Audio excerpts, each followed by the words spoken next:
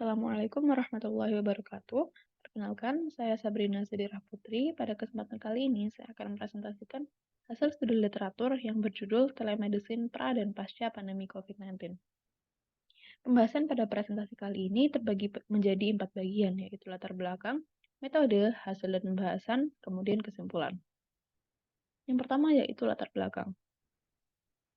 Pada akhir tahun 2019, kantor WHO di Cina memperoleh beberapa laporan kasus pneumonia yang tidak diketahui penyebabnya di kota Wuhan, Provinsi Hubei, Cina. Pada Februari tahun 2020, WHO menamai virus tersebut sebagai jenis baru coronavirus, yaitu COVID-19. Sejak saat itu, jumlah kasus COVID-19 semakin meningkat dan menyebar di sepenjuru dunia. Hingga pada tanggal 17 November 2022, tercatat lebih dari 635 juta kasus COVID-19 di dunia, dengan kematian mencapai lebih dari 6,5 juta. Adanya pandemi COVID-19 menyebabkan terjadinya transformasi digital pada berbagai aspek kehidupan manusia. Layanan daring seperti konferensi video, e-education, transaksi mobile, dan telemedicine menjadi hal yang banyak digunakan. Telemedicine adalah salah satu bentuk layanan yang mengalami pelonjakan pengguna pada era pandemi COVID-19. Telemedicine sendiri adalah proses pelayanan kesehatan yang diberikan dari jarak jauh dengan bantuan teknologi telekomunikasi. Telemedicine ini mencakup berbagai aktivitas kesehatan seperti diagnosis, perawatan dan pencegahan penyakit, edukasi, dan masih banyak lagi. Dengan terbatasnya tenaga medis dan fasilitas kesehatan pada era pandemi, sangat diperlukan adanya alternatif berupa contactless healthcare sebagai salah satu upaya mencegah paparan COVID-19, baik pada pasien, tenaga kesehatan, maupun masyarakat umum. Telemedicine menjadi suatu alat yang dapat tetap memberikan layanan kesehatan secara efektif walaupun dalam tengah pandemi. Berdasarkan latar belakang tersebut, dilakukan studi literatur untuk menjawab dua pertanyaan. Yang pertama yaitu bagaimana perkembangan telemedicine sebelum pandemi COVID-19, dan yang kedua, adakah perbedaan dalam kemajuan telemedicine setelah pandemi COVID-19 dan bagaimana potensinya di masa depan. Studi literatur ini dilakukan menggunakan metode SLR atau Systematic Literature Review. Strategi pencarian dibagi menjadi dua fase, yaitu fase awal dan fase sekunder. Pada fase awal, dilakukan pemilihan beberapa sumber primer berdasarkan relevansi dengan topik. Dipilih 8 buah jurnal berdasarkan relevansi terhadap topik telemedicine. Jurnal tersebut dipilih berdasarkan relevansi dengan topik serta terdapatnya publikasi yang berkaitan dengan telemedicine. Kemudian, fase pencarian sekunder dilakukan dengan meninjau singkat jurnal yang telah dipilih. Proses peninjauan dilakukan dengan menggunakan kata kunci yang berkaitan dengan topik, contohnya telemedicine dan COVID-19. Pada fase ini diperoleh 8 buah artikel untuk pemantauan pra-pandemi, yaitu pada rentang waktu 2018 hingga 2020, dan untuk pasca pandemi diperoleh 4 artikel pada rentang waktu 2020 dan 2022. Dalam memilih artikel yang akan digunakan dalam studi literatur, digunakan beberapa kriteria inklusi dan eksklusi. Kriteria artikel yang diikutsertakan yaitu yang pertama, Systematic Literature Review atau meta-analisis yang berkaitan dengan telemedicine, kemudian dipublikasikan ke 8 jurnal yang telah ditampilkan sebelumnya, serta artikel yang dipublikasikan pada rentang 2018 sampai 2020 untuk pertanyaan penelitian 1 dan 2020 hingga 2022 untuk pertanyaan penelitian kedua. Sementara itu, artikel yang tidak diikutsertakan yaitu artikel yang tidak dipublikasikan ke 8 jurnal yang telah ditampilkan sebelumnya, survei literatur informal yaitu survei yang tidak menggunakan pertanyaan penelitian, proses pencarian, serta proses ekstraksi dan analisis data, serta artikel yang terpublikasi atau artikel yang telah dipublikasi di beberapa jurnal. Artikel tersebut nantinya akan dipilih versi yang paling lengkap. Proses seleksi dilakukan dengan mengikuti diagram berikut. Proses seleksi dibagi menjadi dua, yaitu untuk periode sebelum dan sudah pandemi COVID-19. Setelah diperoleh basis data berupa jurnal yang telah ditampilkan pada tabel sebelumnya, diperoleh total 56 artikel yang relevan. Kemudian dilakukan seleksi singkat berdasarkan judul, abstrak, dan kesimpulan, dan diperoleh 14 artikel. Kemudian dari 14 artikel tersebut, dilakukan pembacaan artikel lengkap, dan diperoleh total 12 artikel, yang nantinya akan dilakukan asesmen kualitas dan seleksi akhir. Dari seleksi akhir diperoleh total 12 artikel dengan rincian 8 artikel untuk periode pra-pandemi, yaitu rentang waktu 2018 sampai 2020, dan 4 artikel untuk periode pasca pandemi, yaitu rentang waktu 2020 sampai 2022.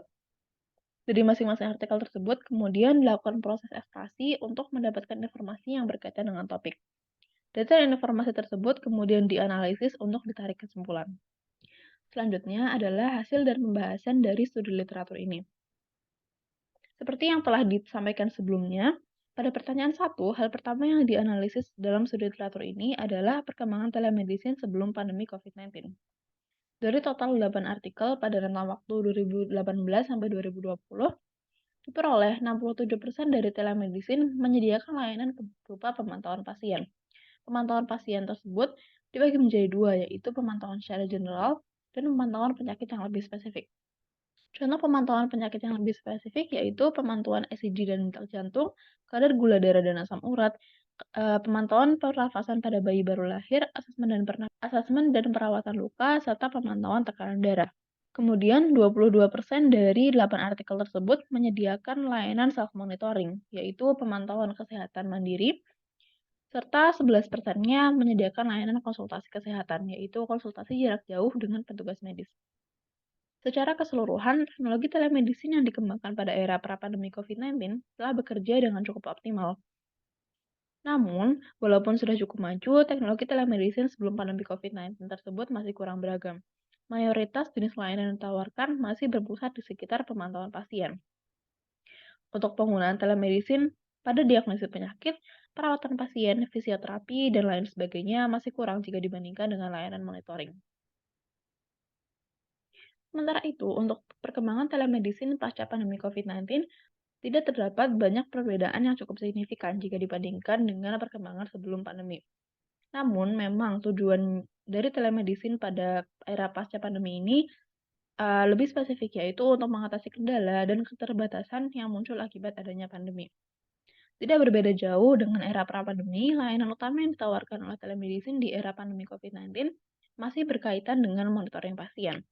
Hal yang membedakan adalah pada era ini, monitoring pasien disediakan pada target yang lebih spesifik, seperti asesmen pergerakan kaki pada penderita Parkinson's disease, kemudian pemantauan kondisi klinis pasien gagal jantung, pemantauan ventilator paru-paru, dan self-monitoring untuk kondisi kesehatan individu. Layanan-layanan tersebut diberikan dengan tujuan untuk mengatasi kendala yang muncul akibat terbatasnya akses langsung antara pasien dan tenaga medis. Jika dilihat secara gamblang, memang tidak terdapat perbedaan yang terlalu signifikan antara perkembangan telemedicine sebelum dan sesudah pandemi COVID-19. Baik dari segi layanan, metode hingga performa masih berputar pada hal yang sama, yaitu monitoring kesehatan jarak jauh.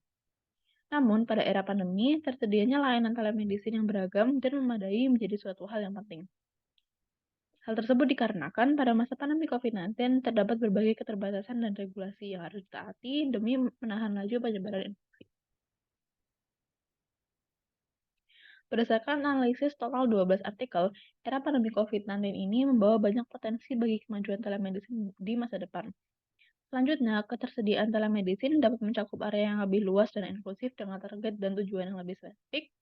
Kemudian, layanan kesehatan hybrid juga dapat lebih dikembangkan untuk memanfaatkan telemedicine dengan tetap mempertahankan akses langsung. Selain sebagai sarana monitoring, telemedicine juga dapat digunakan untuk proses diagnosis dini, konsultasi, pusat informasi kesehatan, dan masih banyak lagi.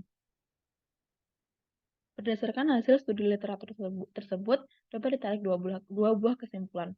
Yang pertama yaitu, perkembangan telemedicine pada era sebelum pandemi COVID-19 sudah cukup maju, dengan layanan utama yang disediakan berupa monitoring kesehatan jarak jauh. Untuk yang kedua, yaitu setelah pandemi COVID-19, perkembangan telemedicine secara umum masih sama dengan masa sebelum pandemi. Namun, yang membedakan adalah lebih banyak tersedianya layanan bagi target yang lebih spesifik dan inklusif. Untuk selanjutnya, dapat dikembangkan layanan hybrid untuk menggabungkan telemedicine dengan layanan kesehatan langsung. Harapannya, makin luasnya potensi telemedicine di masa depan dapat memudahkan akses layanan kesehatan bagi setiap unsur masyarakat. Sekian presentasi dari saya. Terima kasih. Wassalamualaikum warahmatullahi wabarakatuh.